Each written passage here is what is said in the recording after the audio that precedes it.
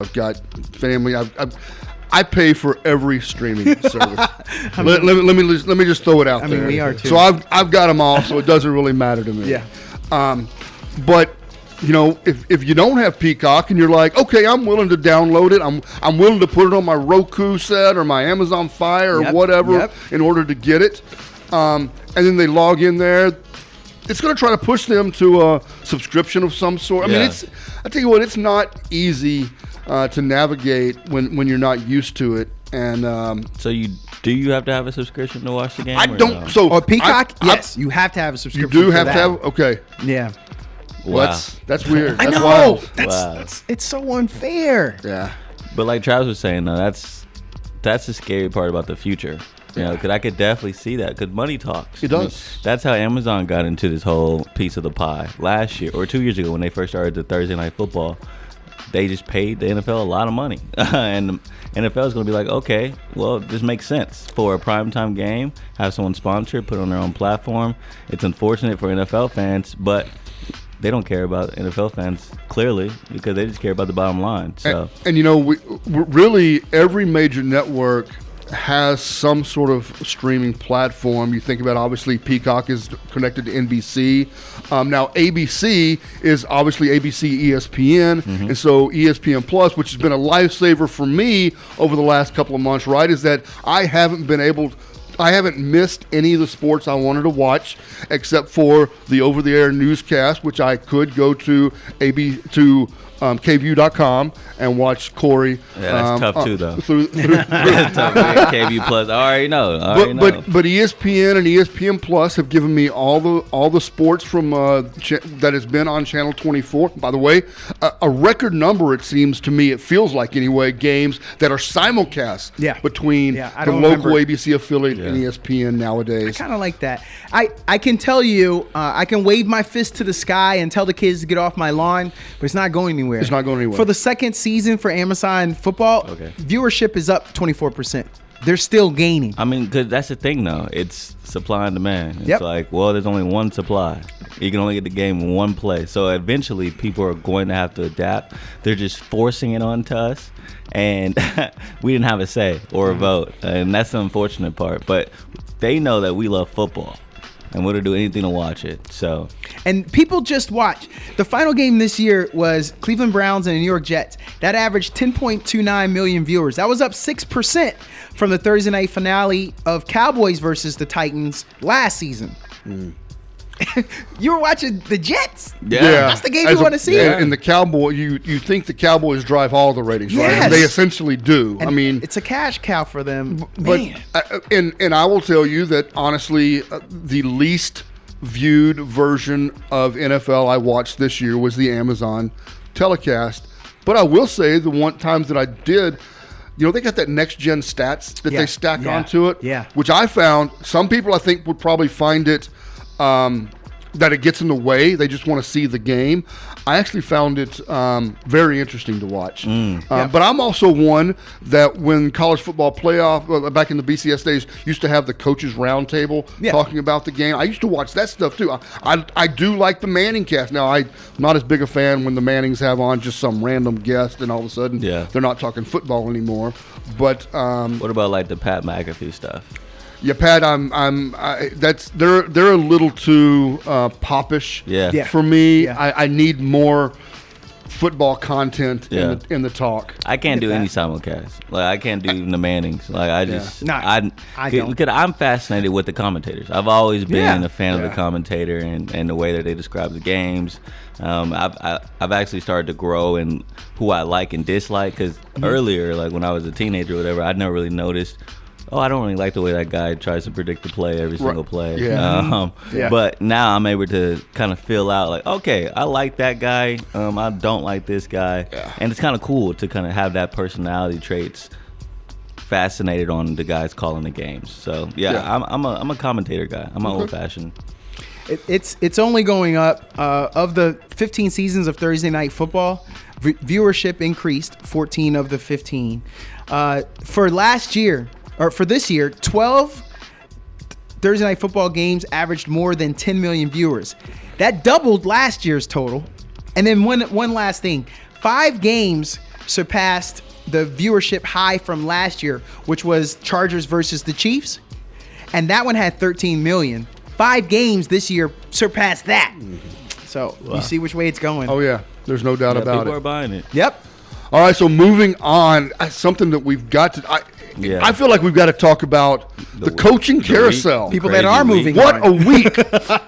What a week. I mean, this week is a national holiday. This has been, oh my gosh. First of all, the question got answered of, will Bill Belichick be back? And the answer is no. Called it. He's not there. LA Chargers, here we come.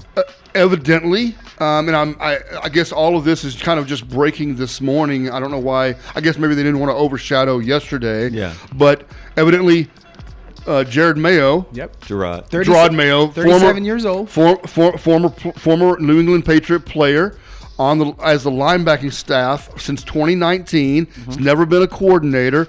Evidently, last year, the year before, when he re-upped his contract, it was put in his contract that he would be the successor to Belichick. No way, really? That's why he was that's why he's being named coach today, is because it was in his re-up of contract. Now, I don't know that Crafty expected that it would be this year. It's a guy who's in his 5th year of coaching.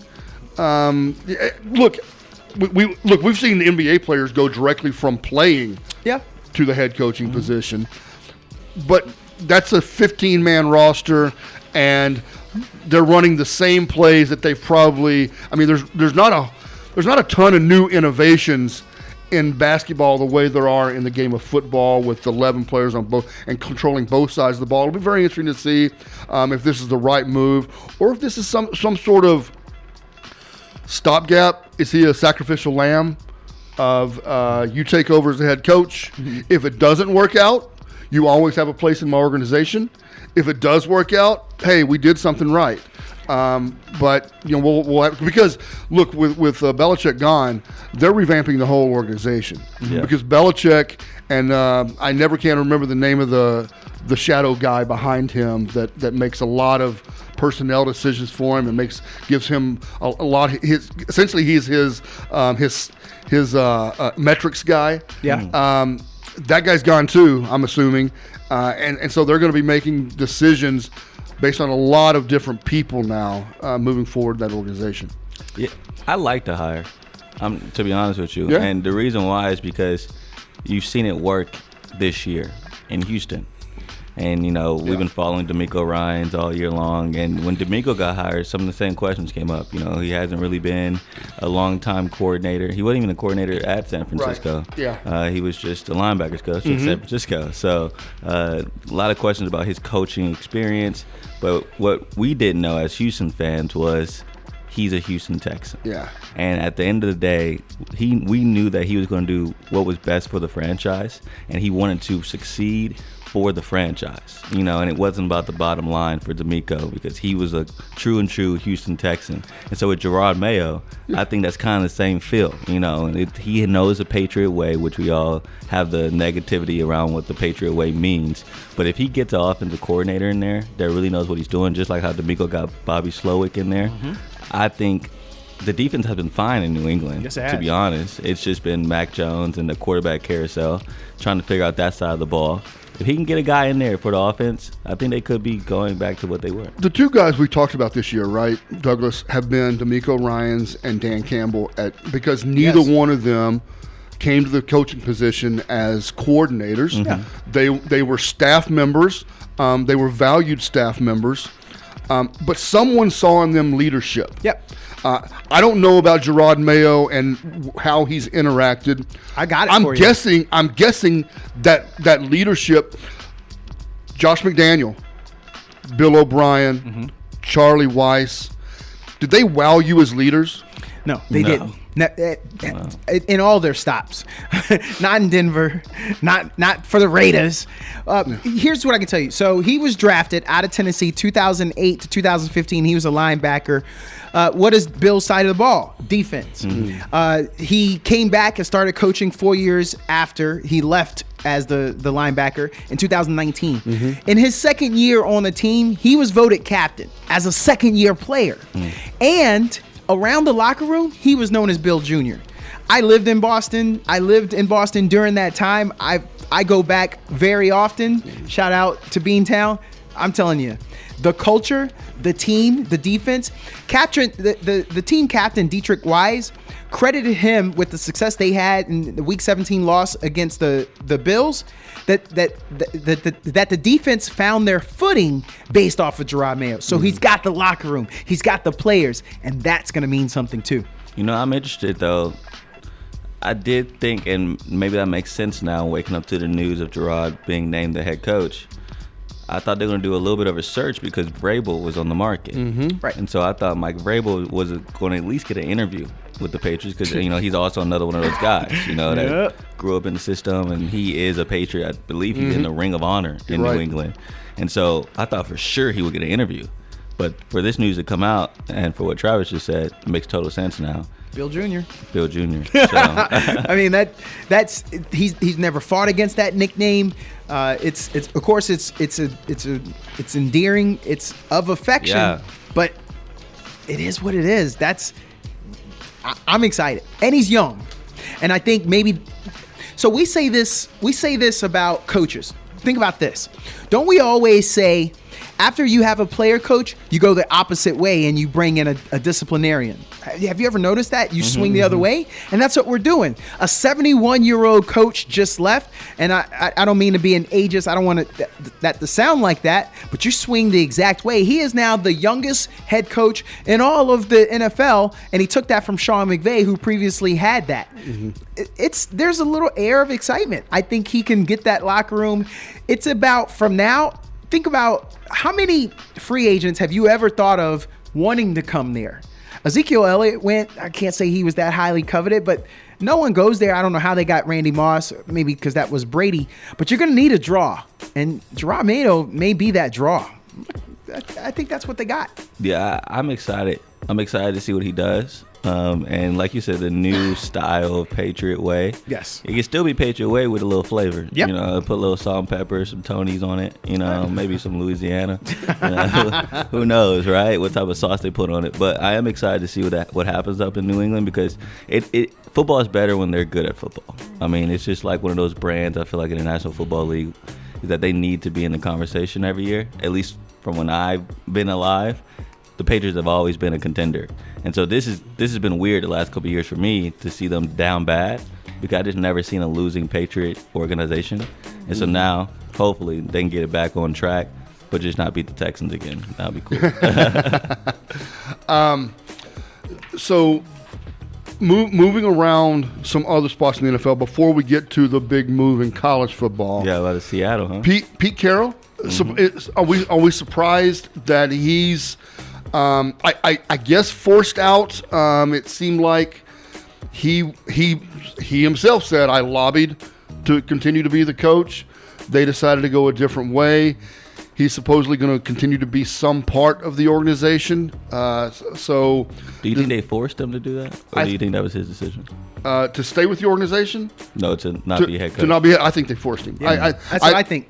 I think they sat down with him, with their mind made up that they wanted to change coaches.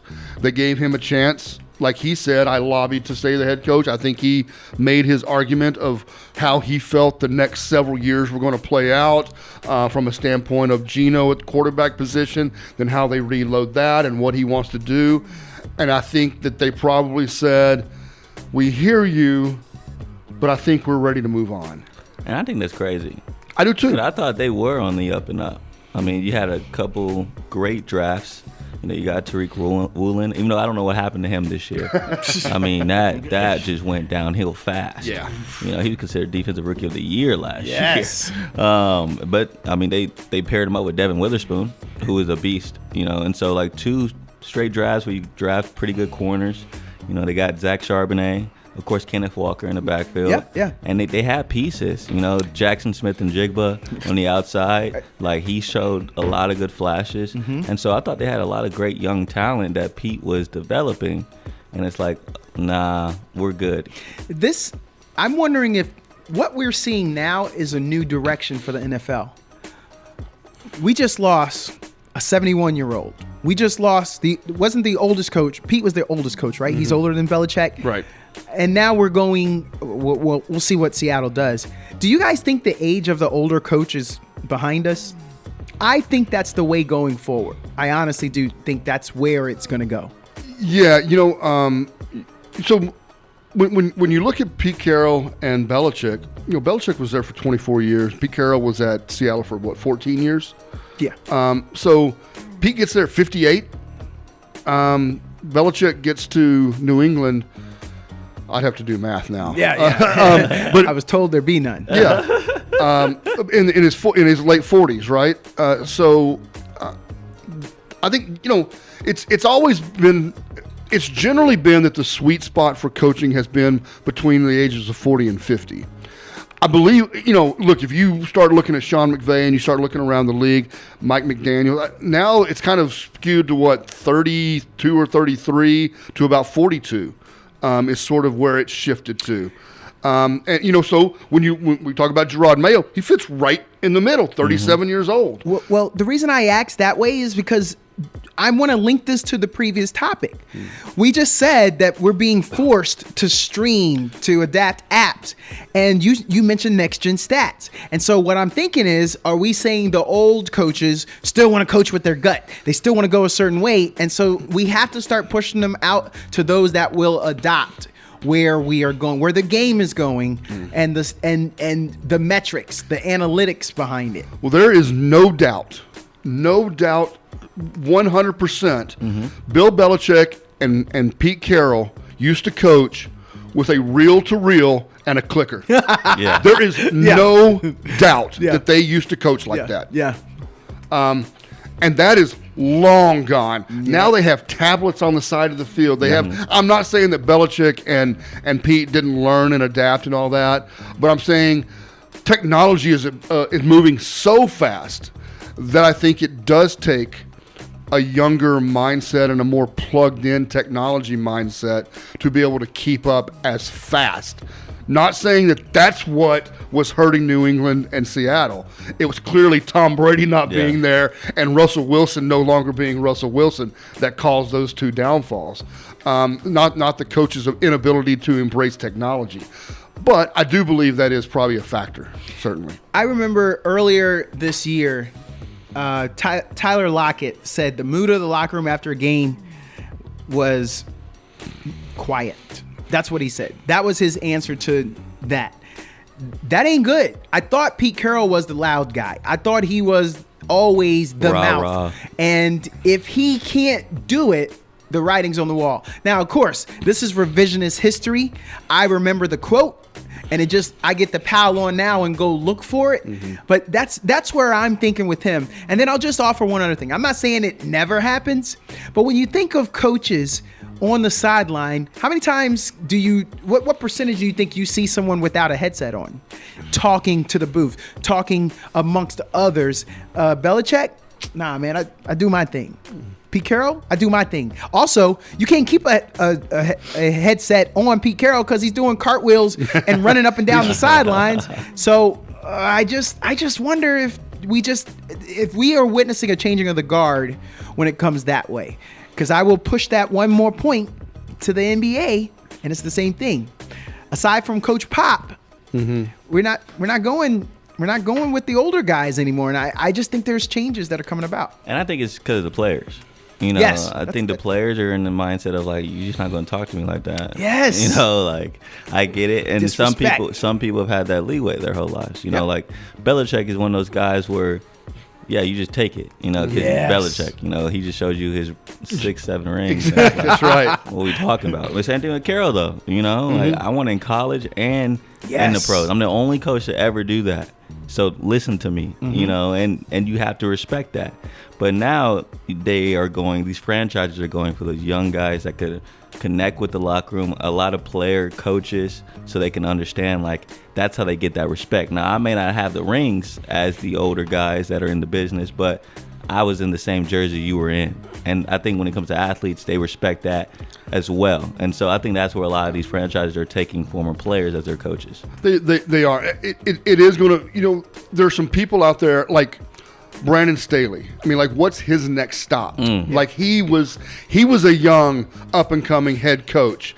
So now does he kind of get relegated back to, okay, now you got to be on the staff. Has to be. Now you have a leader. Now you have to be back at the quarterback coach level, or maybe I don't know, coordinator. I don't know, but then, like, as a Cowboys fan, the last several years, Dan Quinn has had multiple job offers. There appear to be some pretty attractive locations at this point. Dan Quinn's 53. Look, he's not in his 60s. And so I think he's probably still a viable, and quite frankly, Micah Parsons, the Cowboy players can't speak highly enough about what Dan Quinn does for them on the field and the positions he helps put them in. I would think it just makes sense, though. As a Cowboys fan, I would love for him to essentially say, "No, I'm good being a coordinator." Yeah. But I think I quite frankly, I think he's headed to Seattle. It just makes too much sense. It does. It makes way too much sense. And I just want to pile on with this one last quick thing. You got to win games, Pete. And maybe there was an expectation that they probably should have done more. If I told you guys, so they start out the year, they played the Rams, they lost 30-13, wasn't even close. They did win 3 in a row, but they lost to the Bengals 17-13. They lost to the Ravens. That was the blowout. That was the sound. That was the quiet that Tyler Lockett. And then they lost that 4 in a row. Ravens, Niners, Cowboys, Niners again.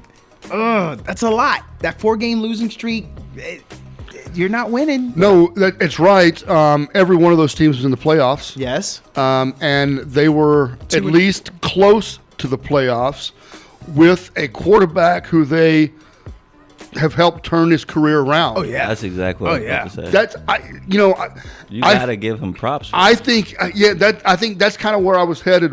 I hear what you're saying. Yeah. And when you're in a tough division with a Rams team that has a quarterback who won a championship, and then you're in the 49ers division, who everyone thinks is the best team, it does make it difficult. We need to get to a break. We'll come back after this break, continue this conversation. We got lots of games to talk about as well. Have a special guest in studio right here on the Fans View, KAZI 88.7. We back on the Fans View, KAZI 88.7, Travis Kent, Douglas Washington, KV24's Corey Mose, Jay Hunt on the board. We got a caller on the line. They want to get some comments in, so we're going to jump into the phones. Hey, caller, you there? Yes. Yeah, go right ahead. Yeah, I think with them two, it's kind of like a relationship. Bill just ran his course, and then he didn't have his mules. He didn't have Brady. He don't have Gronk. And then with Cal, it's kind of like, you got that banana cream puff girlfriend. You start seeing signs, and you're like, whoa, wait, let me stop that. And I think that started back when, when they blew the Super Bowl. You don't get the ball, Lamar Son on the 3-yard line. You throw it. Yep. And you're losing game, like Mr. Washington said, you're losing game by 3 points. And you right there, first and goal, and you can't punch the ball in. The sign for Cal has been there over the years, and they just now like, okay, enough is enough. It's not you, it's me type of relationship, and they want to move on. Point blank with the boat, and then like with the boat club. Caller, the average age of the NFL head coach right now is 47 years old. And over half of those full-time jobs right now, those guys are under the age of 50. So there are a few guys that are pulling that up. So I think after this hiring cycle, especially, you throw in 37 for Gerard Mayo, it's just going to dip. Do you think that also? Do you agree or disagree that the age so that the coach can understand the new generation of player coming in? You agree or disagree? Well, I agree. It's just like, like high school kids. Yes. Yeah. They know so much dealing with this social media and stuff.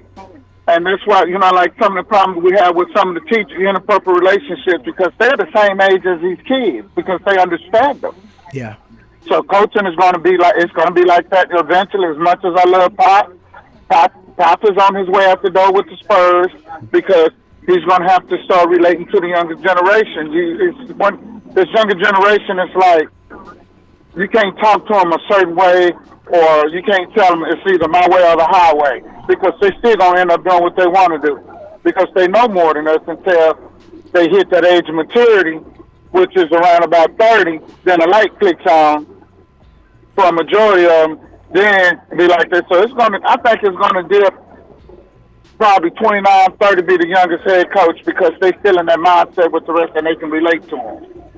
Man, that's young. I'm still tripped up about what flavor you said about the banana cream. What is it? With the banana, the banana, like Cat said, every now and then we come across some banana cream plus. Yeah. She that one, then all of a sudden she does something a little crazy, and you kind of see them early warning signs, but we be like, nah, I'm gonna ride this out. And then you take her home Thanksgiving into the 5th year of the relationship, and she cuts your mama out and jump on the table, and you're like, oh no. We good on just this. think about it. Man, you sound like you've been through some stuff. The imagery was there. Look that thing the way it is. Yeah. But I'm just, metaphorically speaking, that's what it is. Look, come on. Super Bowl, beast mode. Yeah. This man has been running the I was watching that game. the same way with UT. Running game be good, running game be getting there. Then you decide to throw the ball and ain't nobody catching. Mm-hmm. No, I hear you. Come on, go with work. You gonna go what works with you. Making money, you got a side hustle, and your side hustle doing good, you gonna go what works for you on your side hustle. You ain't trying to do nothing that's different. Nope. If it ain't gonna make you no money. Yeah, I definitely saw the writing on the wall with Pete Carroll, but I don't think with Belichick they expected it to go this bad, this soon, and this fast. I think that was the one thing with Belichick. Well, Belichick don't have his kid. He don't have them horses no more. Nope. Well, and if you go back and look at their last 4 drafts, it has not been a good track record. No.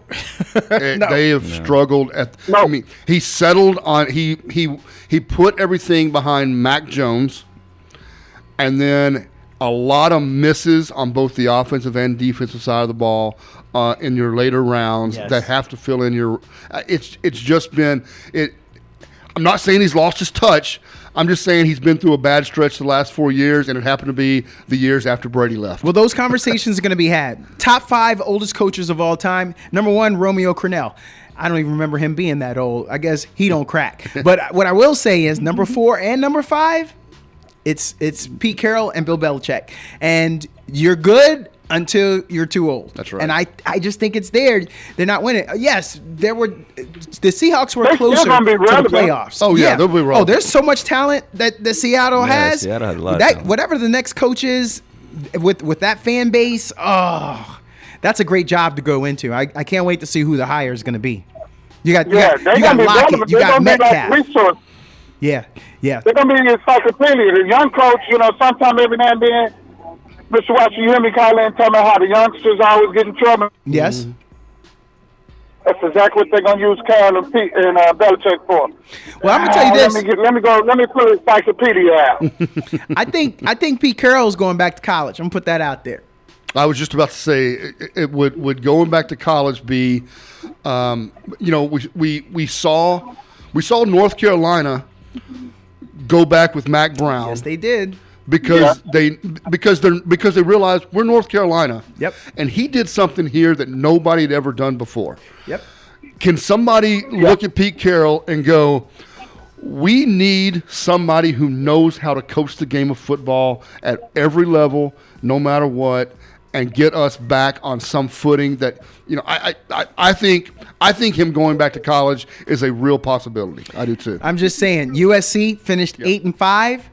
That was him. You bring him back, like they're not getting you rid said, of Mac Brown. I'm just saying. Hey, caller, you got anything else? No, I'm good now. All right. No, I'm straight. All right, we appreciate you calling in as always. Please call in again. All right. I'm gonna put it out there.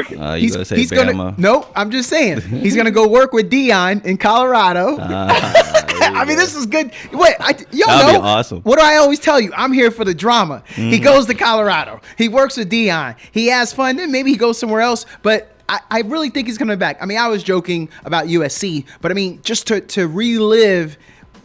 And oh, by the way, you're gonna have that Deion effect. Whatever school hires him, you got the Deion effect of Pete Carroll coming back. And USC didn't stop anybody on defense. So, look, man, Bama makes a lot of sense. I'm not gonna lie to you. Whoa, really? Bama makes a ton of sense to me. At least a stopgap coach. You know, he has a pedigree. He has all the. He probably has not more pedigree than Saban does, but the fact that he is the only coach to win in college and in the NFL, you got to replace Saban with somebody with some credit. But don't you have to have your successor in mind if you're going to make that hire, though? Because essentially you're replacing the 72-year-old who just said, I couldn't sit in front of kids and tell them I'll be here for 5 years, and you replace him with another 72-year-old. But that 72-year-old thinks that he is in the fountain of youth. No, he thinks he's a young guy. Look, there is no doubt that Pete Carroll, every time they show one of those shots of him running up the sideline, crazy. I'm like, dude, the guy's faster than me right now. He's faster than Cat Williams. He's 20 years older than me. That clip is crazy. If he goes to Miami, if he goes to because Nick Saban was at Miami. If he goes to Alabama, he's not coming in with a country accent like Brian Kelly, is he? Oh my goodness! On the press conference, no, definitely he ain't gonna do that. You're sure? I forgot BK did that. Yeah. That was crazy. That was not a good look. Come on, crazy. Kelly, what are you doing? But no, I'm interested to see because now the Chargers have some options. You know, it's like Belichick. Jay Hunt mentioned Pete Carroll. You got a good quarterback. And that to me they're the most attractive spot. You know, if that's something that we want to talk about now, it's just like who would coaches like a Belichick, like a Carroll, like a Urban Meyer. You know, he hasn't really signed the extension yet, so he's still on the table. Yeah. Where would they want to go? I think LA is the best spot with Joey Bosa, Derwin James, Khalil Mack on the defensive end, of course Justin Herbert, and Eckler. Inside stadium, LA. Mm-hmm. Only thing that sucks is the taxes, you know, but you can get more money for that. Contract will work around that. Exactly. Yep. So I think that's the best spot. I mean, you got the Commanders out there, but they don't really have an answer for their quarterback. The Chargers are the only team that has a quarterback right now that needs a head coach. The Commanders have the second pick. I know that, but we don't really know what that pick will be, though. You know what franchise continues to be in trouble with all of these openings? The Falcons? Carolina. Oh, man. Oh. Yeah. They're going to have to sit around and wait for everybody else to make their hires because no one's taking that job. That's the worst setup. He did not. The quarterback did not look good. Your number one guy is Thielen, Adam Thielen. Yeah. Man, you can't. So we gotta fix the defense. And you got an owner that's willing to get rid of you in a crappy division. I mean, were you scared of anybody in their division? No, nobody was. I mean, I know Eagles fans are scared of the Bucs because they got Baker. Yeah, they got to take care of them. We're gonna talk about that. Yeah, I got something thrown to me in the studio. Jay Hunt is on the boards. Everybody committing assault, but I mean, honestly, I agree. No one wants that job. You're gonna have to pay someone, to come interview. A lot of money. I give you $200K if you come in and at least interview with us, so we can at least drive up the idea that people are interviewing for this job. But do you think this is the best pool of coaches that we've seen in like the last decade? I would say so. When it comes to Carroll, Meyer, Belichick, Vrabel, even we're talking about guys that are already established, but like a Ben Johnson in Detroit, you know, that he's been floating around for years, last couple of years, for the way he's been turning over the Detroit Lions offensive game plan. And then now you got Bobby Slowick in Houston getting a lot of chirps now. And so I just named seven guys that are just solid choices. And so I don't know. I think Vrabel. So Vrabel shocked me. Oh, me too. I'm thinking maybe he wanted to hang on to Derrick Henry. Maybe he didn't like it where that was going. Same thing, right? Hey guys, I don't think y'all stuck me with Tannehill, and now you're gonna tell me this guy's got to go because I got to start from scratch. Because that other back, Tyjae Spears, he ain't every down back. Oh, I mean, no. I think we got, sorry, Travis, I think we got the Pollard effect with Spears. And I think you got to have the bruiser and you got to limit those carries, use them in situations. I mean, it's basically a rebuild. Oh, no, it's Will a Levis is full not it. rebuild. I think, and Vrabel's like, well, okay, well, if we're going to rebuild, we got to do it my way. And maybe they want to go in that direction. Which I didn't feel like that was fair. Because they've been winning. Yes. They've been winning with Tannehill, even though competitive. Tannehill is not a great quarterback. Even the games they didn't win, they were competitive. Exactly. Even on prime time. I remember the one team that's going to play the Chiefs on prime time, yes, it would be the Titans. Yes. And that was going to go down to the wire every single year. And so with that being said, it's like when I woke up to that news, it just didn't make sense to me because the talent level wasn't there, but he was still getting the wins. Yeah. And so as an organization, you have to respect that, but I guess not. And I think what also is going on in that situation is that they're looking around the division and they're seeing that's what I was the Texans.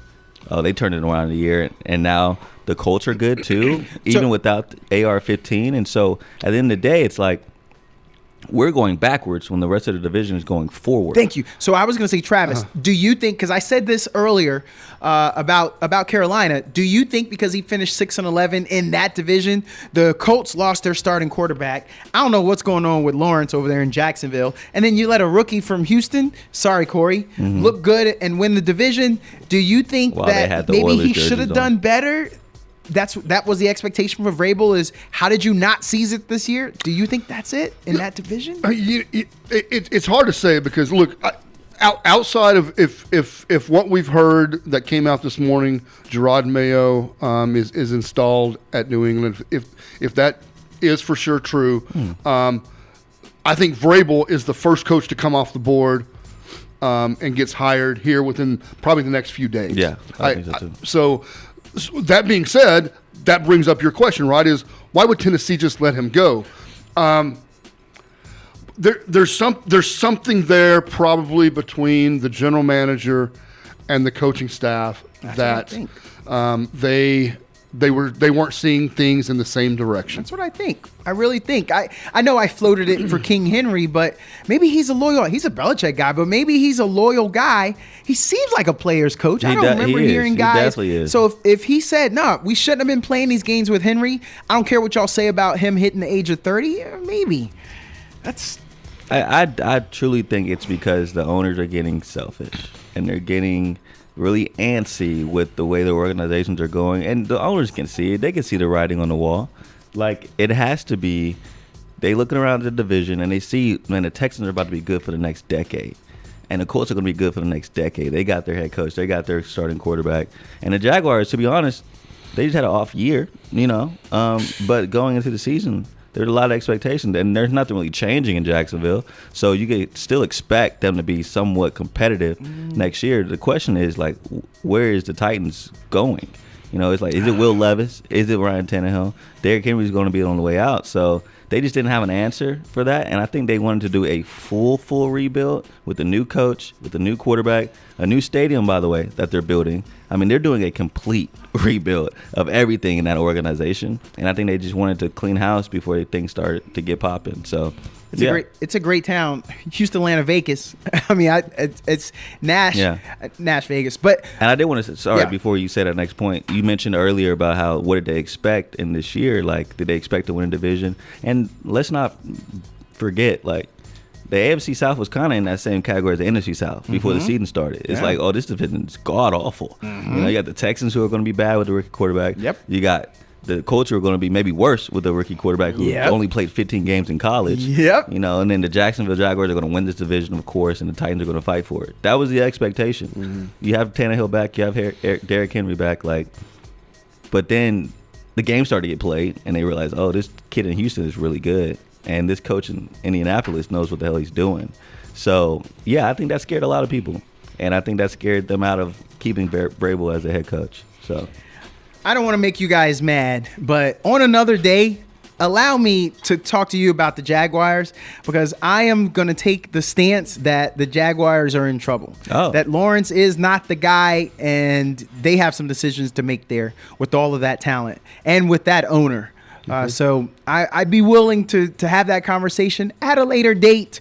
But, yeah, I'm very worried about the outlook for the Jags. Yeah. Go ahead. Oh, no. So I was just kind of curious here.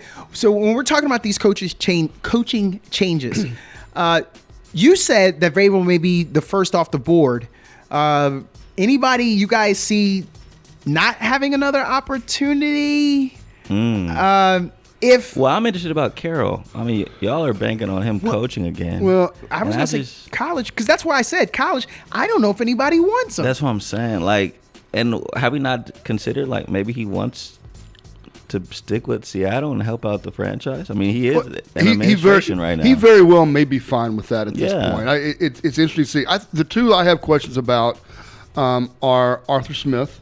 Oh, he's done. Oh, ain't nobody taking him. Yeah, I agree. And Frank Reich. Yeah, Nah, ain't nobody taking him either. I think Frank regretted it week one. You know, he Yeah. was like, "What am I doing here? I should be at home." He knew that quarterback was not the quarterback. Yeah. I in preseason, I felt like you didn't hear it. Adam Thielen didn't come out. Like, nobody was coming out saying, this is the guy. He's the guy. Well, nobody was saying that. We heard that out of Houston. We were hearing CJ was looking pretty good. No, they made a mistake. He's not the quarterback. And I think Frank just didn't realize the turmoil that was going on upstairs in management.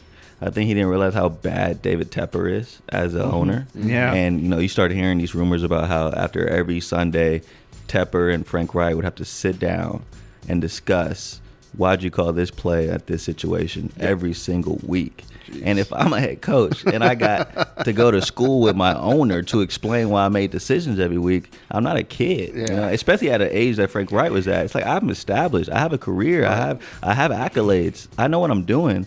And so I just didn't think he realized how tough that situation is going to be. And that's going to make whoever Carolina hires next even worse. And that's why I believe that will be the last coaching vacancy filled. Okay. I want to ask you a question then. You're a coach, Travis. We liked what you've been doing with the flag football team in Round Rock. We want you to come up to the Carolina Panthers. Are you interested in that job with an owner who's throwing drinks on fans? Crazy.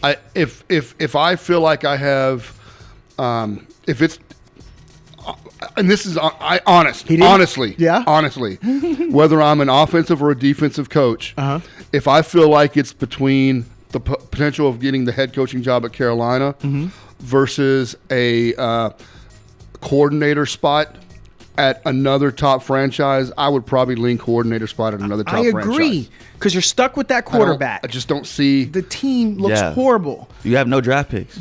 And what? So we're gonna run it back with Adam Thielen again as the number one guy? Situation. It's an absolute horrible situation. You can't get any flakier.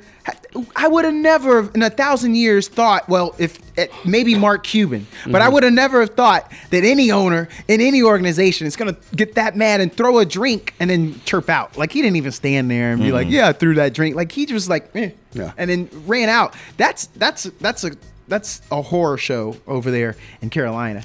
Yeah, whoever takes that job is going to be very desperate. It's been a head coach. It's been a series of monumental failures at the hiring position of that head coaching position. Whether the fault of the coach that was hired or the fault of management and ownership taking a good coach and just beating their brow until they were ready to be gone. Well, yeah, we talked about how players buying into the coaches, and this is where I feel like they messed up with not hiring Steve Wilks. Because at the end of that season, when Steve Wilks was winning those games, the players were coming out and saying, we want Wilks. And at the end of the year, what did they do? Fired him, hired Frank Reich. It just didn't make sense to me. When the players are coming out. Back. It's just like what Las Vegas is in right now. Las Vegas in the exact same situation. Yes, the players are saying, we want Antonio Pierce. They better do it. Let's say somehow they talk Vrabel into taking the job. That's not happening. Carolina? Oh my God. Let's say somehow they land him. Even if you're a free agent, is Carolina even on your radar unless you're just a journeyman that's got no choice in the matter? Okay, so I got you. This is what's going to happen. Vrabel's taking the job. He's going to get Russell Wilson so the young guy can learn behind him. He's a short quarterback, remember? Everyone was like, oh, Bryce is so short. So Bryce can learn behind another short quarterback who throws a great deep ball. Bryce, he spins it okay. It's a okay deep ball.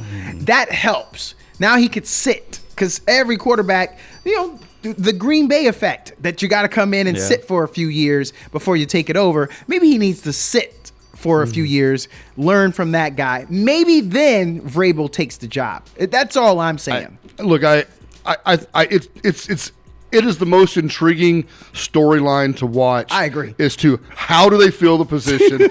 Can they sign any free agents in the offseason? Can they actually get themselves off of the butt of every joke list going into next year? And to your point of the free agents, I think this really reminds me about 2 or 3 years ago. The Houston Texans were in the exact same situation. I mean, they had a lot of cap space, but they didn't have any draft picks, and they were just coming off a situation with a quarterback that was in turmoil, and you fire your coach, you fire everyone involved in that situation. What's going to happen in Houston? It's a crapshoot over there. But the reason why they were able to get free agents is because, one, they overpaid for them. So yes, you're right, you're gonna have to overpay. Yeah. For guys that are they hired like a Christian Kirksey back then, who was at the latter half of his career.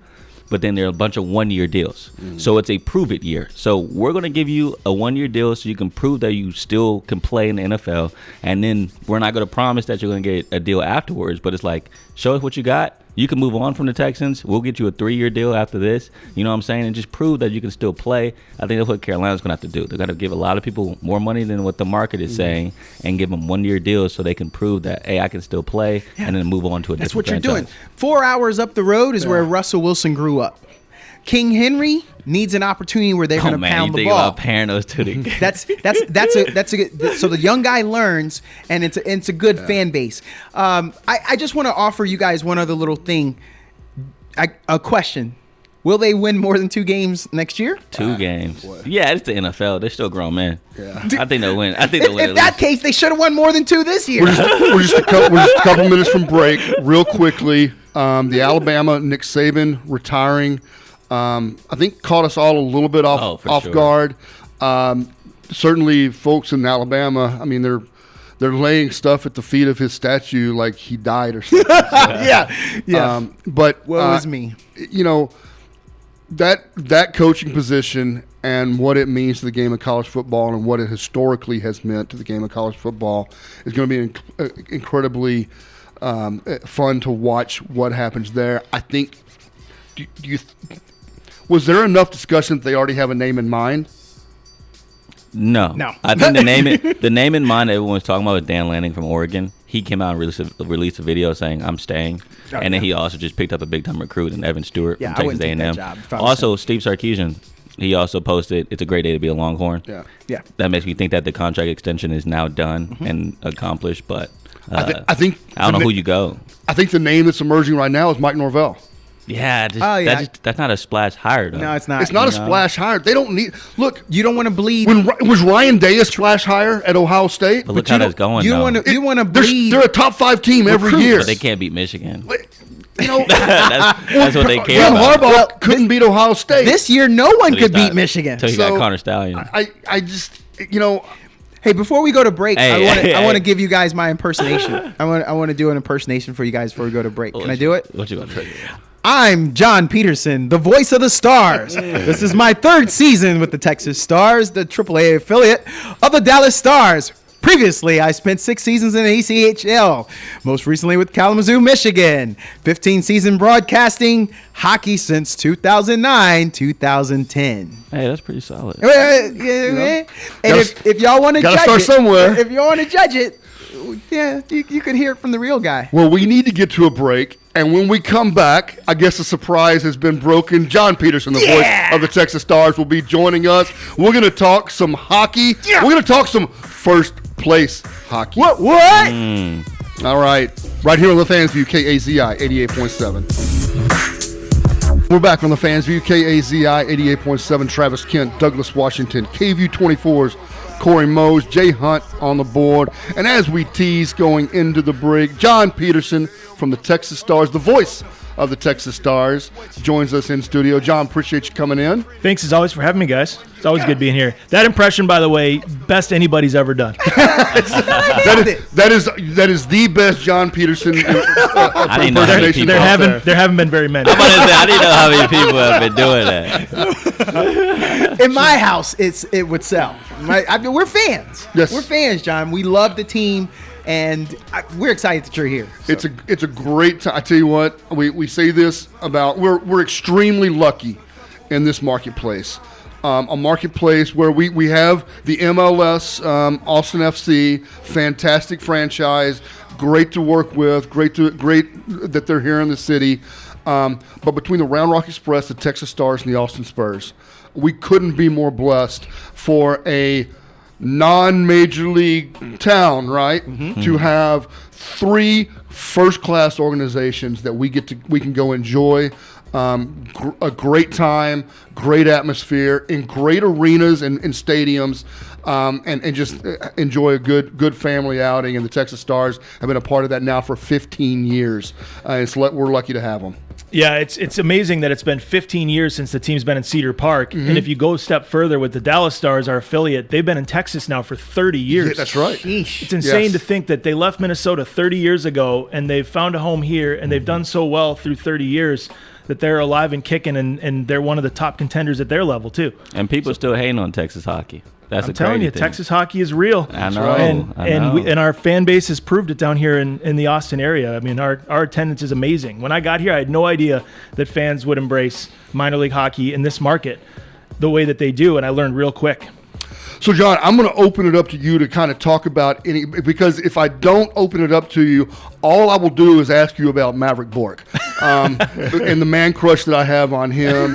There's no place for him in Dallas right now. I get that, but a fantastic young player. But talk about the franchise. Talk about what you guys have going on, and we'll get this started. Just kind of letting you freestyle it, and then we'll go from there. Yeah, well, I mean, on the ice, obviously, it's a first-place team right now, and I don't think a lot of people gave Texas that credit going into the season because we were first place last year, won the division, but we lost over half of our roster. I mean, we were cherry-picked in free agency because you have a successful year like we had last year, and there are a lot of these players that are on the border of maybe getting to the NHL or being one of the best in the AHL.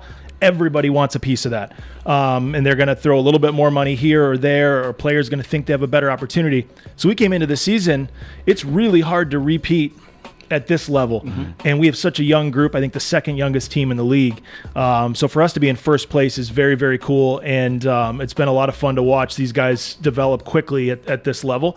And the fan base knows that. The coolest thing about our team in Cedar Park is you have the diehard hockey fans that are Dallas Stars fans. They want to see the prospects play. They have season tickets because they love hockey and they show up in their jersey every single night.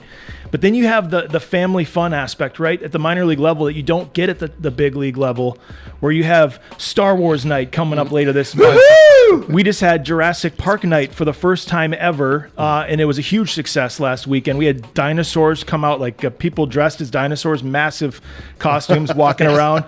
And then we've got Renaissance Fair night, which has a niche market as well. And last year we sold Bring it on out. the winches. That's what I'm saying. And last year was a sellout. So there's a lot of fun to be had by, depending on what your interests are. You don't have to even know the rules of hockey to come out and enjoy yourself and have a great time. And so this weekend we're hoping for, now shoot for the stars, but we're hoping for back-to-back sellouts. Saturday night is always popular, especially after football season ends. Saturday nights in January, February, usually we get huge crowds. There's a giveaway item usually every Saturday. And then Sunday, sometimes harder to fill that building on a Sunday evening. But Renaissance Fair night last year was a sellout. We won the game 5-0. And this year we're hoping to have just as much fun and just as much success. Well, I was there for Teddy Bear Toss in December, which is a fantastic night of charity that the Stars put on. The players come out and pick up, and I don't know what the count. I forgot what the count was, but it was huge. The number of teddy bears that were thrown onto the ice for giveaways for charity for the Texas Stars organization. That one's always a blast. No matter what the market is, you don't have to put up 75,000 teddy bears like they did in Hershey last week. I mean, it's impossible to live up to those standards that Hershey does every year. But every team has a teddy bear toss night because of the charity aspect. It's a lot of people really enjoy it. You bring the teddy bears, you toss them when the team scores the first first goal. The players are out there helping sweep up the teddy bears and pick them up. Some of them are jumping in the pile, right? Taking pictures. The mascots out there, swimming around in the teddy bears. And then they go to a great cause. For us, it was Operation Blue Santa, which is an awesome organization to work with, and they donate them to families in need at the holidays. But that's a date that people circle on their calendars for sure. Yeah. And you talked about the roster adjustments and having so many talented guys last year getting poached to other teams. And I just wanted to touch on something that we've been discussing all morning is just the coaching carousel and people leaving, people going. But Neil Graham, what does that say about him to have this team still in first place despite all these new players on the roster? I'm a firm believer that he's one of the high risers at this level, especially at his age. He's still in his 30s, and for what he's been able to do with a young core of prospects this year, to me is more impressive than what him and his staff were able to do last year with a team that was more veteran laden, that was very good, very talented. But these guys put so much work in behind the scenes that nobody realizes, and the preparation that goes into it for each game, because every opponent is going to throw something different at you, like it is in any sport. But what Neil Graham's been able to do in his 5 years here is incredible. And it's the second year in a row we're in first place at the predetermined deadline. So he's going to the All-Star game to coach our division's All-Stars. Awesome. Second year in a row he's gotten to do that. And I have to think, if not in Dallas, hopefully for him it's in Dallas, but I'm sure he's on teams' radars as a candidate to move up the ladder, which is kudos to him and what he's been able to accomplish so far. And I know he loves it here. Yeah. So it's an easy place to coach from a standpoint of living in this area. Why is that? Our players will echo it too, but it's one of those things that if you're a big golfer too in the hockey season, you can golf year round. That's a nice little sell, huh? A lot of our guys love to golf year round. The fan base is incredible. Like I said, the organization treats you really well. It's a great building, and so there's a lot of good reasons to be in Texas. No state income tax. That's a selling point. Believe it or not, it's a selling point when it comes to signing free agents and things like that. So there's he loves it here. The team's playing well. Him and his coaching staff, Travis Moore and Max Fortunis are three coaches on the bench, but then our goalie coach, Ryan Daniels, our video coach, those guys work so hard behind the scenes, and I see it at home and on the road to get our players ready. And with this young group, they've bought in quickly. They've learned the game, the pro game quickly, the speed, and so it's a testament to their ability to pick up what the coaches are laying down for them. And hopefully we can make it, continue into this playoff push, because I think it's a winnable division this year, but it's not easy. I mean, there's not a game out there that's a gimme in hockey for sure. I mentioned Maverick Bork, and you said, hey, if you want to talk about Maverick Bork, stand in line. Everybody wants to talk about him. He just had a birthday. He's 22 years old, a former first-round pick of the Dallas Stars. But if you go out to a Stars game, for those listening out here, along with Bork, who are some of the young players to look for on the ice when you go out to a game?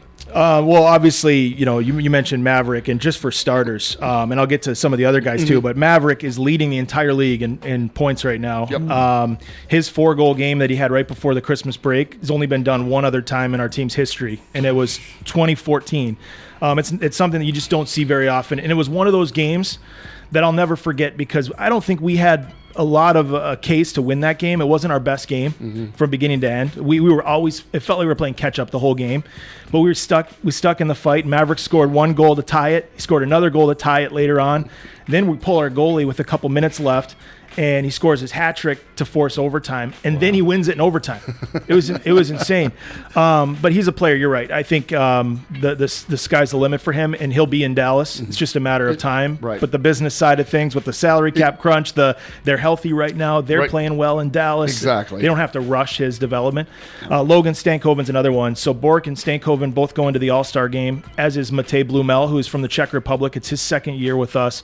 Those three are all going to the All-Star game, and it's well deserved. Matej played 6 games for Dallas last year, got a taste of the top level. Yeah. He's just a sniper. I mean, he can shoot the puck as good as anybody from anywhere on the ice, and he's really fun to watch. And Logan Stankoven, he's listed at 5'7", which is obviously undersized, but he's been hearing it his whole life. When you watch this guy play, he's not afraid of anybody. I mean, there was somebody on the team we just played in Rockford that on one shift in 30-second span went to hit Stankoven because he knows here's a little guy skating around.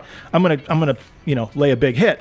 3 different times in 30 seconds, and he just bounced right off it. Yeah. The third time, Logan was the one who went in to hit the bigger guy who's like 6'3". Wow. So just fearless, and he's so talented. He's another player that I think has a really bright future. And we've got a lot of players that are so young that I don't think we've seen their full potential yet. That are could be diamonds in the rough. Yeah, like one of our both goalies actually. Matt Murray just played in Dallas the other night against Minnesota, earned his first NHL shutout.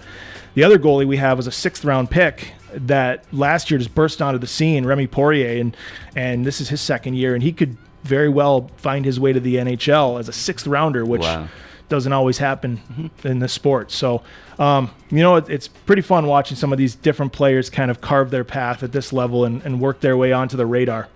John, if we're going to talk about Bork and we get to talk about a crush, I got a crush on Grush Nakov. Yeah. And I know that's not how you spell it. Mnie nравится моя семья очень. So what I'm saying is my family, we love him. We speak Russian in my house. Okay. And so we love him as a player. And so my question, aside from all of that and how we all love him, do you see, because of that war that started, is the flow of players from Russia starting to slow? Is it hard to get them out of Russia now? I was kind of curious about that. That's a high level. It's a great question. It's a high level question that I think is I'm not necessarily the right guy to give you my 2 cents on it, because I don't think we've really seen the impact yet. I know teams are still drafting Russian players very high if they have the abilities to make it at the NHL level. So I don't think that it has hit from that standpoint yet.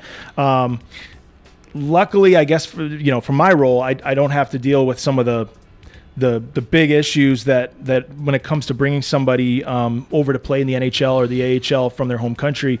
Sometimes it's easier said than done. I mean, you're booking flights, sometimes 3-4 flights to get somebody to the ultimate destination to where they can pick up and play.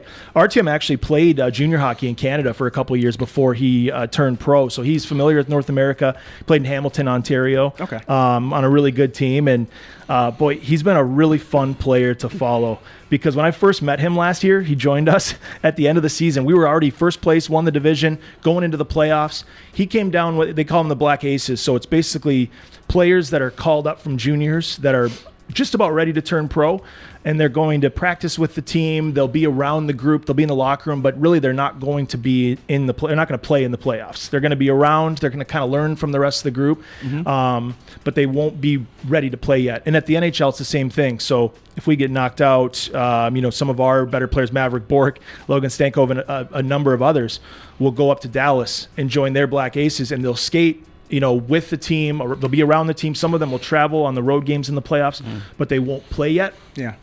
So Artyom came down last year, and when I had a chance to meet him, super nice. I don't think he was comfortable completely with the English language, although he's been in North America a couple years. I'll come translate for you. Thank you. I do need a translator. But this year he shows up at training camp, and all of a sudden it was a whole different, he had a different level of confidence. He was ready to go. His English somehow, was better. I could have, some conversations with him, and he's just been a fun player to follow this year, because he was very raw coming in, young, prospect, and as this season's gone along, he's gotten better and better and better, and it's been this progress that's been really cool to watch, because he was a 2nd round pick. So Dallas, he was drafted 1 pick after Logan Stankoven.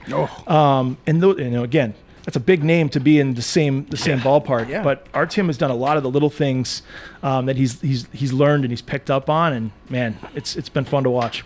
Yeah, you mentioned something earlier about how it's been cool in your position to see all the younger guys grow and develop and then eventually go off into a different organization than the pros. And so I'm wondering, in your long-standing career of calling and being the voice, what's one guy that you're like, yeah, I remember watching him and now he's that guy? Oh, man. Thomas Harley is the most recent name that comes to mind. I knew right away that he had the tools to be an NHL All-Star, and he's not an All-Star this year necessarily, but he's made a case for his first full season up there. Yeah. We lost him with 2 weeks left in the season last year, and I knew there was no way he was coming back to Cedar Park. It was like, man, it'd sure be nice to have Thomas Harley in the Calder Cup playoffs, but he's going to be playing big minutes in the Stanley Cup playoffs, which is a little bit bigger prize. But that was one that immediately jumped off the page. And, I spent 6 years in the ECHL, and you don't see a lot of players make it necessarily from the ECHL to the NHL, but you'll get a couple every year that have climbed the ladder. And so I don't have an example that really is on that same level of a Thomas Harley. I think the sky's the limit for guys like Bork and Stankoven. I mean, the way Dallas has drafted and developed players is right up there with the top of the league. I mean, I don't know that there's another team that I can think of on the spot that has done as good of a job in recent years in drafting, signing undrafted players that have turned out to be valuable, develop players at this level, move them up. And that's kudos to Jim Nill, the general manager. Scott White's our general manager. Those guys have an eye for talent in their scouting staffs, and we're seeing it this year with half the rosters brand new. And the other thing I just wanted to touch on is we're on the developmental piece of how the grind is when it gets to the NHL, but there's a couple guys already there, like a Connor McDavid, like a Matthew Tkachuk. Like, what did I say about them and their greatness to just jump onto the scene and be one of the greatest on the pro level this early? Yeah, I mean, those guys are generational talents too, and for them to be doing what they're doing in this era, for Connor McDavid, for example, to be compared to, I mean, statistically, they're comparing him to what Gretzky did when he was playing, which is a whole different era. More wide open game, more scoring. There wasn't as many players of his caliber or of that top tier to work around. Now, Gretzky's the greatest to ever do it. He's got records that'll never be broken no matter who comes in. I mean, some insane statistics, some crazy records. But Connor McDavid and some of those players, like, it'll be fun to see what Connor Bedard does. He's injured right now, but another player that jumped right in, 18 years old. Alex Ovechkin was kind of in that same category when he came in. Sidney Crosby, they never played in the minors. They jumped right in. Those guys are generational talents. And, Dallas has a player that, again, it's hard to compare with a generational talent like Connor McDavid, but Wyatt Johnston last year was 19 years old, turned pro, made the team out of camp, never played in the minors, had a great year, was in consideration for the rookie of the year, didn't win it, but he made a case for himself. Logan Stankoven almost made Dallas last year as a 19-year-old. Really? And because he was not 20 years old yet and he hadn't played enough time in juniors yet, if you're playing in America or Canadian juniors, you can't play in the minor leagues unless you're 20 or older. So because he didn't make Dallas last year as a 19-year-old, he had to go back to his junior team one more year. But he was this close to making Dallas. Had another great camp this year. And that's not fair at all for the junior team. No, it's not. This guy's coming back. Oh, my God. Putting up 100 points. Just insane. And 2 years ago, before that camp, he was the Canadian Hockey League's Player of the Year. Oh, my God. And that's all across the 3 junior leagues in Canada. And what was he, 18 at the time? Yeah. And so he had a pretty good case for himself. This year at another good camp. And that just tells you, though, how strong Dallas is at developing. I mean, they didn't have a roster spot for him this year. And, he could probably play in the NHL right now. But they don't need to rush that development. There are cases, and it's not just in Dallas, but across the league. If you have a player that's doing so well in the minors early on, and you call him up, he's ready. Plays a few games, gets a wake-up call. Maybe he's not ready yet. It can hurt your confidence. It can hurt your development. Then you go back down to the minors again, and you kind of are thinking, what did I do wrong? There's something to be said about waiting for the right time to bring somebody up so that when they come up, they stay. And, I don't know if it's a good example, but I follow all sports, and I'm talking, we're talking about Round Rock Express as well, but Evan Carter getting called up to the Rangers. You knew he was ready. That's you right. want him to stick when he gets there. He's going to stick. He's not going back to the minors. No. So, I think that's the same mentality in hockey too. Okay. I'm so curious, John, on why you're standing here and you're not sweating. So I'm going to hit you with the hard stuff right now. Oh, boy. John Peterson. He likes drama. Where does the best... Yeah, drama's my middle name. He likes drama. John Peterson, where's the best talent come from for hockey? Oh man, It's a great question. Ontario, British Columbia. I like to I say talked Russia earlier. I like to say the Twin Cities because Oh. well, no, I'm a Minnesota guy, born and raised, but no, right now. When I was growing up, a big fan of the Detroit Red Wings Russian Five because there's so much skill. Yeah.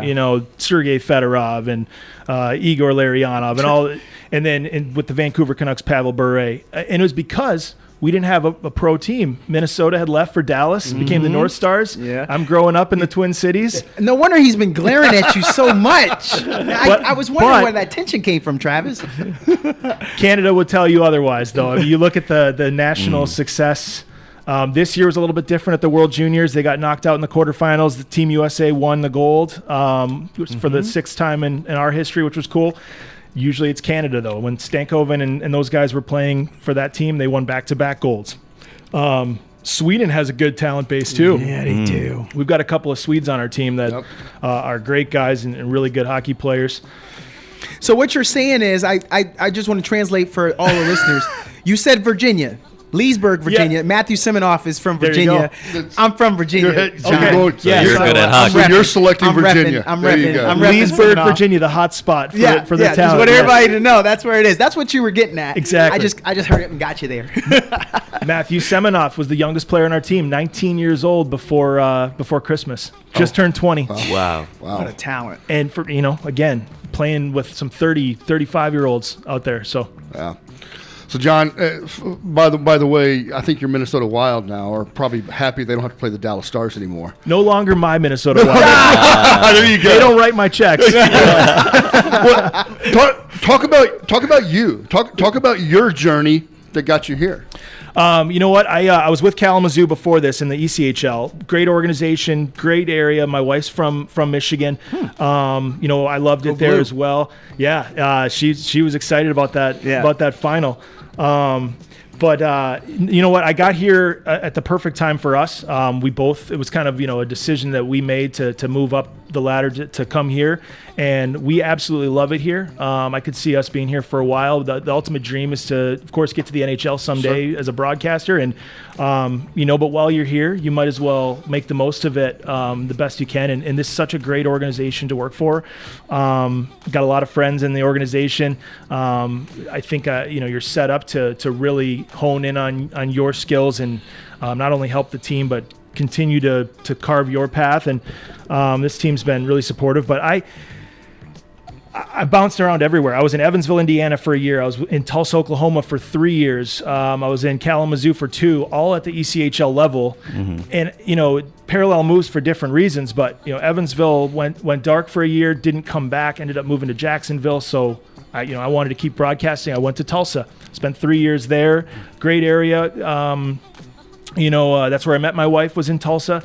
And then decided at the right time to kind of move closer to family for a little bit. And then it happened to work out great because we were in Michigan during COVID. So we were close to family, during a tough time for a lot of people. And so, and then now we're here and it's been absolutely awesome. But went to Arizona State, so I'm a big Sun Devil guy. It's painful sometimes watching ASU football. Are you they're the best sports broadcasting school in the nation guy, or I've stepped off that perch a little bit. Okay. But it's a great journalism school. It is. I went to the Walter Cronkite School. Yeah, one of my best friends went there, and he won't let me stop hearing it. I've got some Orange buddies, Man. Yeah, so I've got some buddies that went to Syracuse that will tell you otherwise. Yes, they will. Northwestern guys, No one gives them love. I've had some friends go to Mizzou. Mizzou's got a good journalism school. Yeah, they do.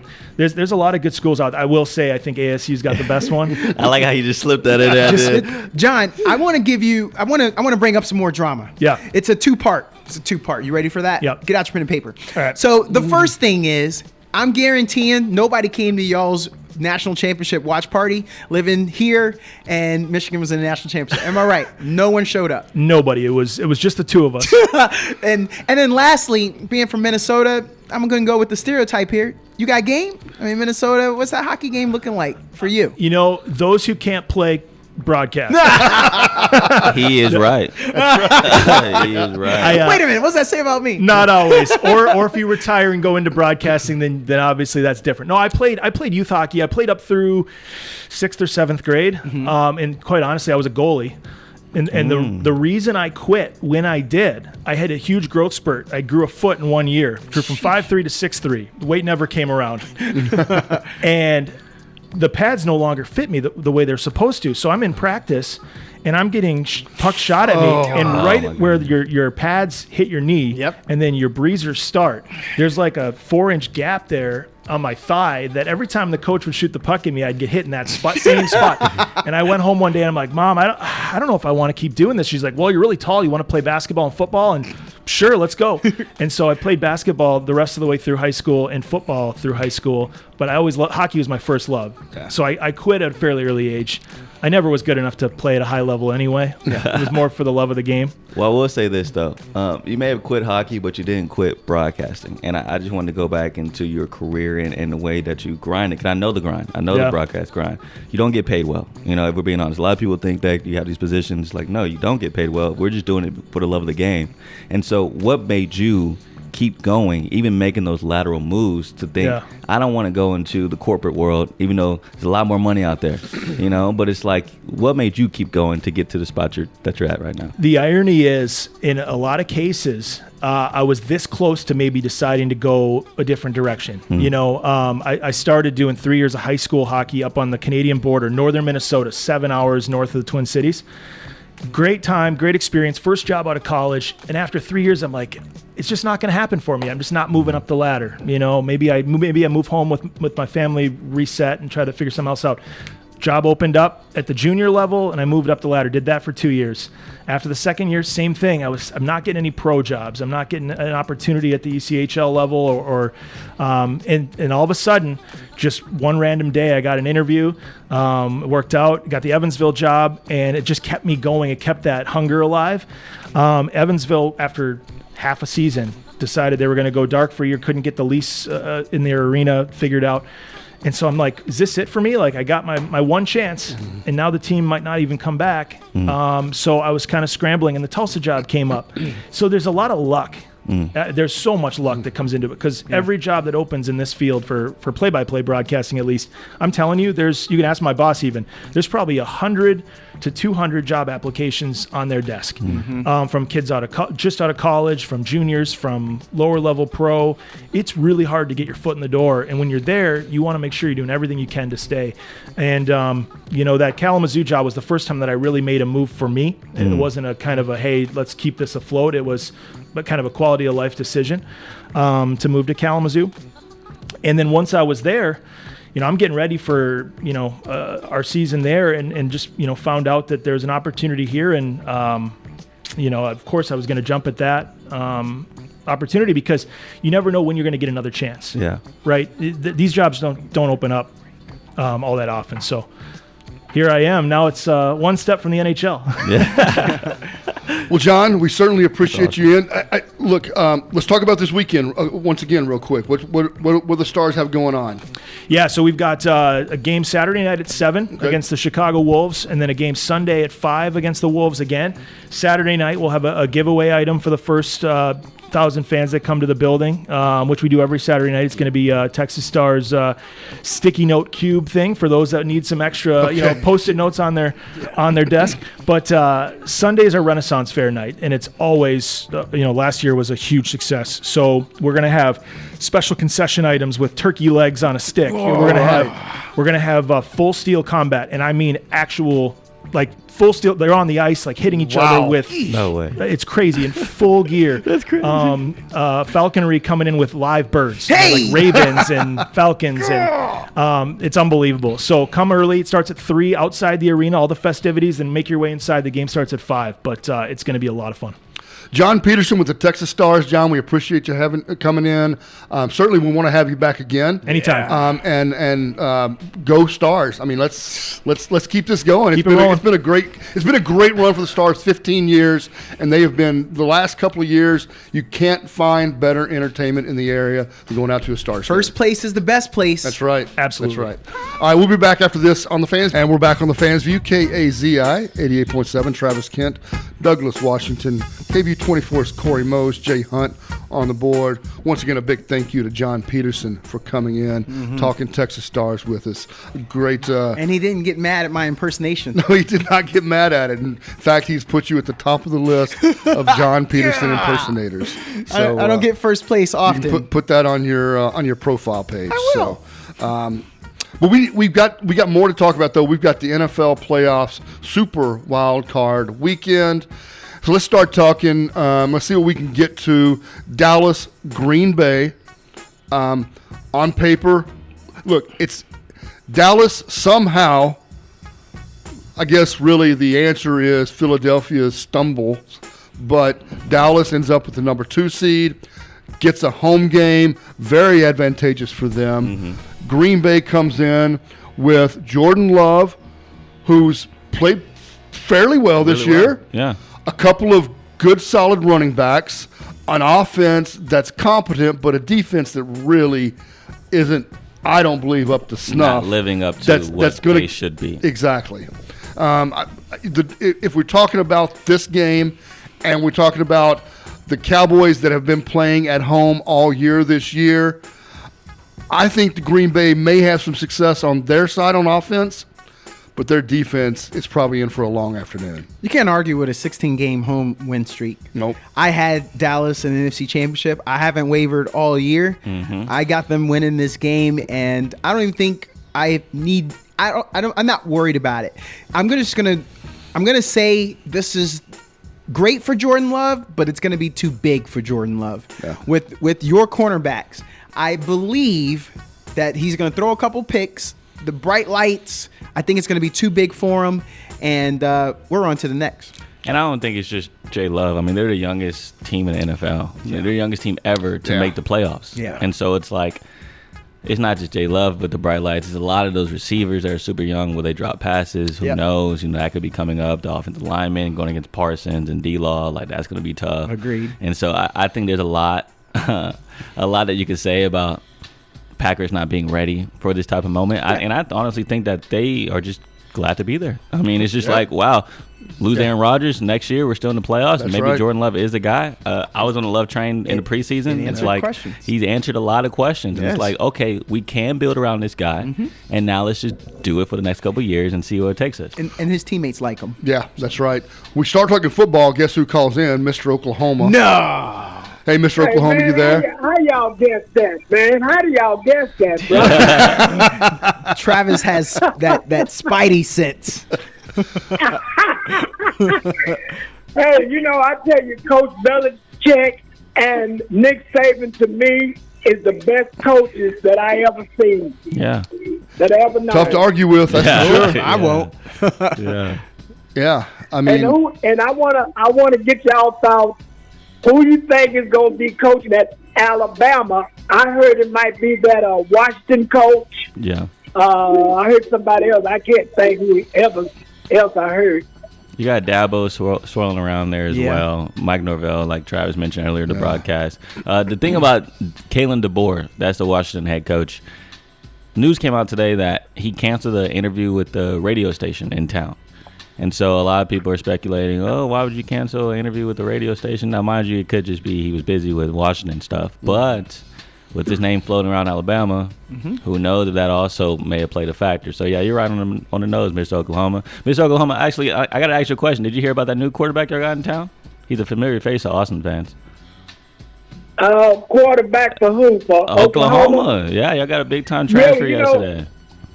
Yeah, oh really? I didn't hear about that. That quarterback I saw in the bowl game, man, that little freshman. In the first quarter he did good, but man, he kind of fell apart. Yeah, Jackson Arnold. Well, y'all got Casey Thompson. He used to play at Texas, and so now he's transferring to Oklahoma after his stint at Florida Atlantic. And it took him a while, but his daddy played at OU. Yeah. He comes to Texas, probably broke his daddy's heart. Yeah. But he comes full circle, and now he's at Oklahoma. There will be a lot of Oklahoma fans who will welcome him in. Does he take the starting job? I don't think so. See, I think that's the big question, right? And I don't think so either. But Casey, how old is he? Is he 25 now? Y'all are laughing, but I'm being he's been around I'm being a while. Dead serious. So this is for school in 7 years. Yeah. So what? 25. He's easily. Yeah. If he leaves high school at 18, 7 years in college. Yeah. Yeah. I mean, that's ridiculous. But I just want to throw that out there, Miss Oklahoma. Miss Oklahoma, what game are you looking forward to in the NFL? Man, I'm looking for games. I'm looking for all of them. Give me one. You always want to jump around the question. Okay, well, I don't want to jump around the question because I love football so much, Yeah, I love my Cowboys. And you Okay. love this station, so you better watch that Eagles because you like Jay Hunt. Hey, Douglas, we love our Cowboys over Douglas. Our Cowboys. It's not my Cowboys. I just picked We them. love our Cowboys. No, I am sticking with my pick. Cowboy. Hey, Travis is looking at me He do right got now. a blue cowboy. That's like the Cowboys color right there. I didn't even think about that. Yeah, that's the then Cowboys it's color written. right there. It's written. It is written. It is written. Crazy. I'm gonna go ahead and give you the score: 55-7. All the signs are there. Hey, I hope so. Really? I hope You so. want it to be that lopsided? Because that doesn't tell you Not a anything. game. No, yeah, you're right. No. Honestly, though, I've been saying this to a lot of people. I want a blowout to get Dak out the game. I need him healthy. I gave them. I said it all year. NFC Championship. If they stay healthy, of course, part of the majority of that I'm mentioning is Dak. I want it to be a blowout. Get him out. Put Cooper in. I just want to get on to the next. That's all I really care about. And man, I'm gonna tell you, I just hope my boy don't get hurt at Houston. C.J. Stroud, you know, Travis. Yep. C.J. Stroud throw like Terry Bradshaw. You see how he throw that ball deep? I like that comparison. Terry Bradshaw was a bad man at that quarterback, boy. Hey, could you explain that? Corey Mose from KVU is a young guy. He don't know who Terry Bradshaw is here he outside go. of the telecast. Here he Help go. him out. How did he spin that rock? Still a Why would sports you anchor. give him that? Why would you give him that? Man, Terry Bradshaw gave the Cowboys hell. Him and Lynn Swan, Yeah. dog it. Yeah. Terry He Bradshaw. gave us hell back in the day with Roger Staubach. Roger Staubach was good, but that Terry Bradshaw and the steel curtain, them balls was bad. Look. I'm going to say this about Terry Bradshaw. I've been saying this my whole life. He's the worst Hall of Fame quarterback. If you look at his stats. he ain't. If you look at his stats. No, he ain't. You look at his stats. Well, he's throwing in he is the worst Hall of Fame that quarterback. error though. He got carried by the steel curtain. No, he got look at the receivers he had. throwing it He out just there. told you the receivers. Yeah. You're throwing to Lynn Swan. I mean, come on. Cool, dude. Cool. Look at the stats. They had Just some look at the amazing stats running and then backs. come back to me. Had horrible stats. That era is tough to judge. I know. That era Thank is you, tough to Travis. judge. I appreciate it. And, Hey, and I am a young guy, so I didn't see him in person. Multiple rings. I get that. I get that. What about that? What about that steel curtain defense, though? That's Boy, what I'm saying. steel curtain defense, they whooped Dallas and Houston and But you Earl still got County. to score. Yeah. So that means You just he need is 3 points. Well, so then those teams they're playing against should have had a better But defense. wait a minute, wasn't super the 70 78 wasn't that 35-31? Wow. Yeah. Oh, Yeah. get him, break Travis. That was Doomsday versus the Steel Curtain. Get him, It was Travis. 35-31. Thank you. I'm glad Because you pulled that one out. Because two Hall of Fame quarterbacks were battling out. Yeah. You had Stallworth, you had Stallworth, and you had Drew Pearson. Those were star-studded offenses too. Hey, can we touch on that real quick? Yeah. With Drew Pearson and the number 88. Yeah. And Miss Oklahoma, let me hear about this too. Your opinion: is CeeDee Lamb the best person to wear number 88 in Cowboys history? Who you asking? Both of y'all.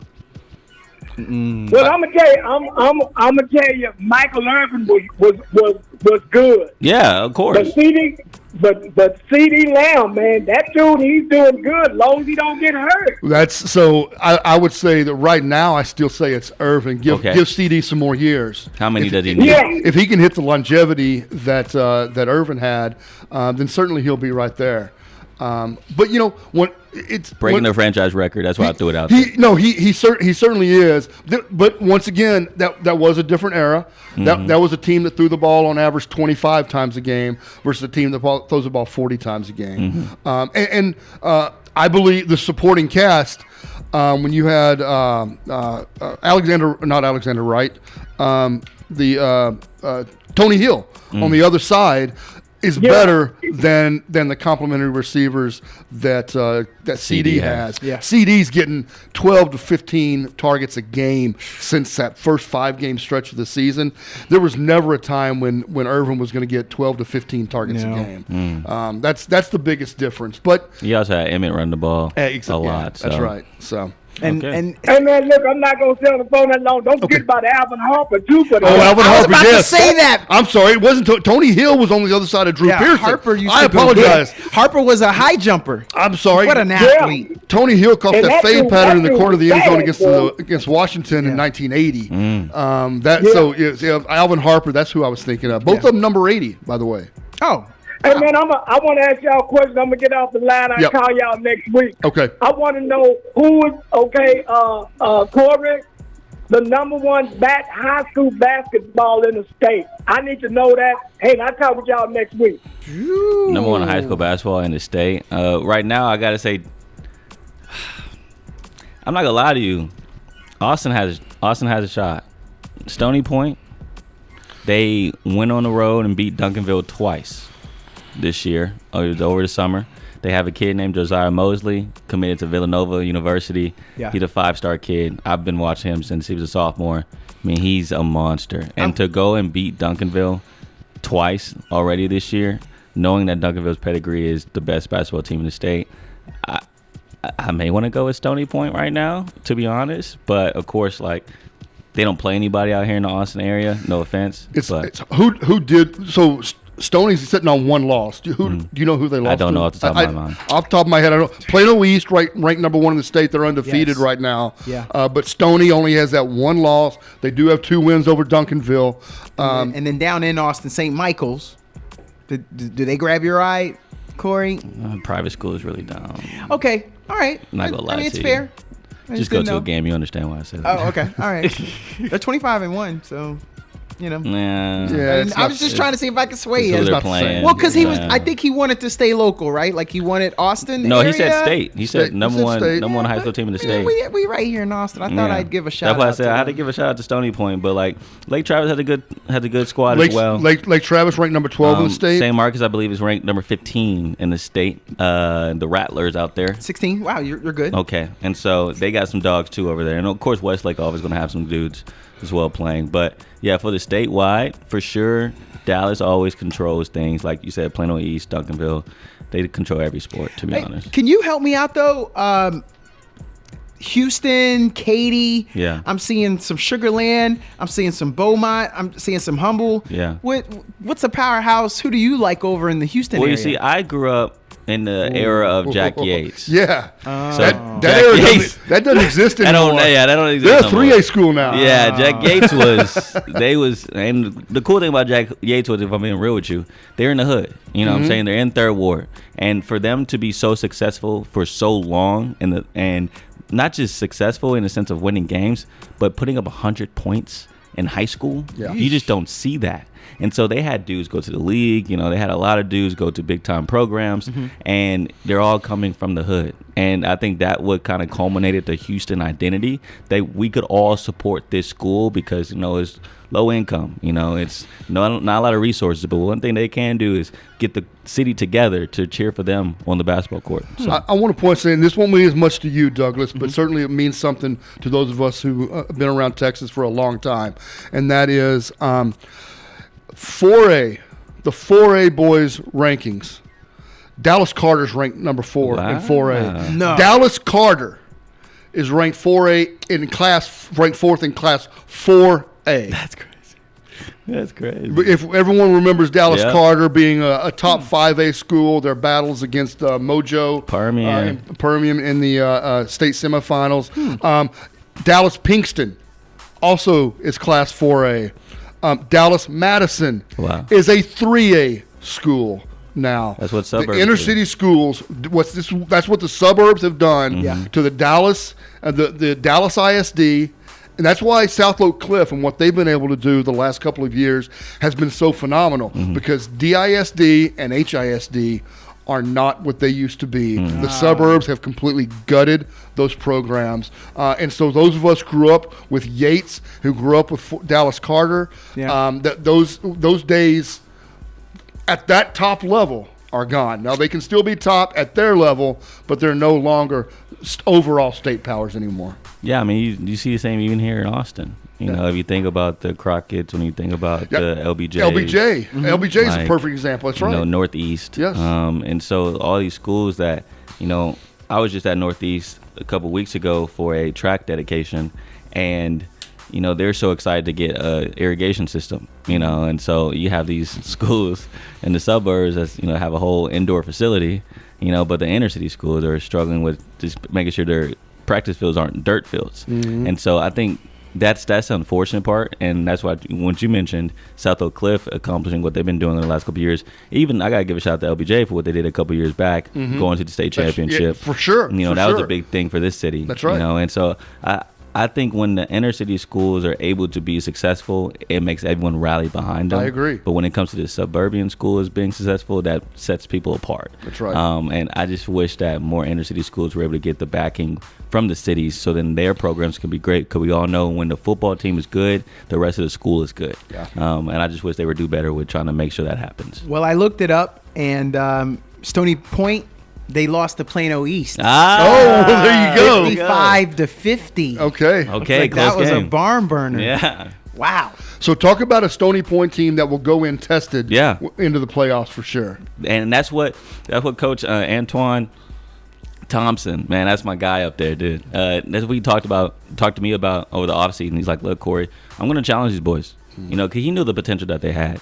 And he knew that if I were to get them against Duncanville early, against a Plano East early, they can believe in themselves. And I think after they beat Duncanville, they really did. And they thought, man, we just beat one of the best teams, not only in the state, but in the country. That's right. And beat them pretty bad, too. And so, yeah, I think that's what a lot of these coaches nowadays in high school levels are doing, is that they're scheduling tough things early so they can get tested early, see whether their I guess you can say holes are in the offense or the defensive side of the ball, and fix them before district play comes along. And then once district play comes, you just fine tune the things that you've been working on all preseason, and now you're ready to go for the playoffs. And so, yeah, I like that idea, and I wish more teams did it.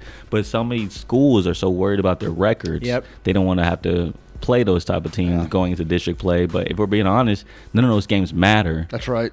Only district matters in the high school level. So you can be 0-10 going to district, but if you win district, you make the playoffs. That's exactly right. Well, I know we're getting streamed all over the world, and we do a pretty good job of hitting a lot of other stuff, but we're not homers. Plano East is ranked number 2 nationally. Oh, yeah. You have Paul the 6th out of Virginia, and then Plano East is number 2. And then you get North Carolina and New Jersey. So, you know, we're not homers, and we're just blessed to have good talent right here for us to watch. Yeah. And let's get back to the NFL. Yes. Because there is something I just wanted to say before we go through all these games, to like kind of put an umbrella over all these games, is that what great storylines we have for the Dog Collar Weekend. Let's start with the Cowboys. Mike McCarthy playing the Packers. Great storyline. Yep. Texans, Browns. D'Amico and Joe Flacco have a history. And they're actually the same age, which is kind of crazy. And then, to me, the most intriguing matchup, Rams and Lions. Now, everyone's talking about Matthew Stafford going back to Detroit, playing in that Ford Field. Yes, sir. Once again, will he get revenge against them? Can Jared Goff get revenge? But that's what I'm thinking about. I mean, I'm put thinking some respect on Jared Goff. And listen, let's really think about how Jared Goff feels. That's because right. they shipped me out of town for this guy across the field. And they said, we don't need you. We want him, and he's going to take us to the promised land. The worst part about that is he did. That's right. He did. And so now this is a way for Jared Goff to get his lick back and say, hey, you should never got rid of me. If you would have gave me the pieces like Detroit did, I could have been successful in LA. And so I think that's an intriguing matchup as well. There's a lot of great storylines to me in this wild card. I can't wait to see it. The other point. And Tyreek in Kansas City. Oh, my goodness. Tyreek in Kansas City. Yes. Well, I got one for you. I want to be a homeboy. We got to go for our homeboy. We want the Bucs to beat the Eagles. Am I right? Jay Hunt, am I right? He's a homeboy. He's from Austin. He's a homeboy. So Baker Mayfield and what he's been able to do at Tampa Bay. The Buffalo Bills, with 5 games left in the season, we're dead. We're left for dead. And go on a 5-game win streak to get the number 2 seed in the AFC. Now, how much do you think that Sean McDermott stuff played a factor into the bunker mentality? Boy. And we talk about that all the time with a lot of teams, but I think that's a real thing. I think it's a us against the world mentality, and I think a lot of teams rally behind that, when he got exposed for making those comments in the pregame. And I think the whole team rallied behind him and say, we're going to win these games for our coach. And now they're in the position that they're in. But I don't know if y'all think that played a factor or not, or what. Or was it just a flip of a switch? The OC, was that a bigger factor, the OC switch? I just don't understand how they can flip it like this so fast. I believe it was the change of pace for OC. I really do. I really felt like they felt empowered as a team with that direction and James Cook's running. Just that hard nose. I want to say this is a beast quake. I felt like we're riding that like Seattle did with Marshawn Lynch. I feel like that's it. Yeah, certainly it is interesting that article comes out and they go on a 5-game win streak. But it does coincide with the Joe Brady move at the offensive coordinator position. Personally, I think that was the bigger move. There's something about Joe Brady and his being able to connect with quarterbacks. Yeah. It's undeniable at this point, right? And so to be able to sit there and watch this offense and how much more efficient and effective they have been since he took over as the offensive play caller has been fantastic. So it's I think that's probably the bigger, but there's got to be something to the bunker mentality of that article coming out, just completely trashing your head coach, and yet you rally like you do. There's got to be something to that. Yeah, and I remember after they won that game, I believe that was the Jets that next week. It was. And in the locker room, the GM came down and Brandon Bean came down and said in the locker room, we won this for this guy.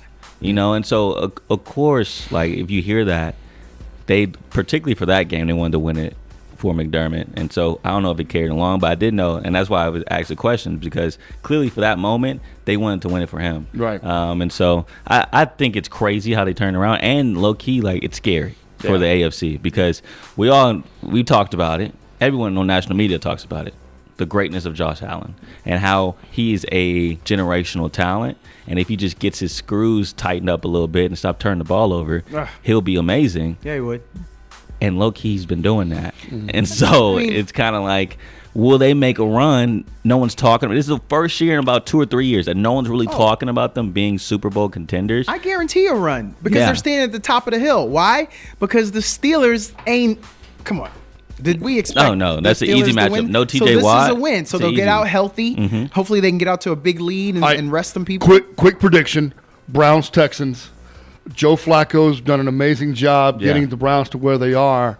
I've got the Texans in this one. Yeah, me too. I think C.J. Stroud comes up big. I think so too, and I think that the Texans have an advantage for already playing Joe Flacco and Amari Cooper in that offense, and the Browns didn't play C.J. Stroud. Wish we had time to talk about Amari Cooper and him and his career and how I know he gets respect inside the NFL, but outside the NFL, he deserves a lot more respect. What he did in Dallas, and the as a Cowboys fan, I wish he was still here.